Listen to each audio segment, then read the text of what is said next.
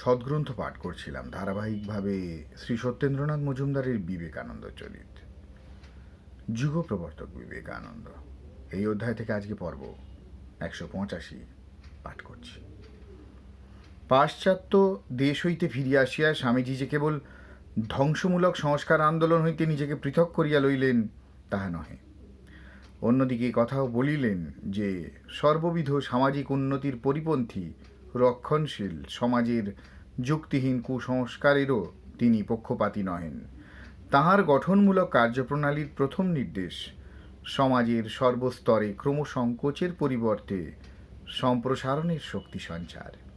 কেন্দ্রীভূত সমষ্টি শক্তি আপন বলে জাতীয় জীবনের বিকাশের বাধাগুলি সরাইয়া অগ্রগতির সঞ্চার করিবে, এবং এই কারণেই তিনি কোনো বিশেষ সংস্কারের উপর আস্থা স্থাপন করিতে পারেন নাই। সমাজের স্তর বিশেষে কতকগুলি আচার ব্যবহার তুলিয়া দিলে অথবা প্রবর্তন করিলে জাতীয় উন্নতি হইল, এরূপ বিশ্বাস তিনি করিতেন না।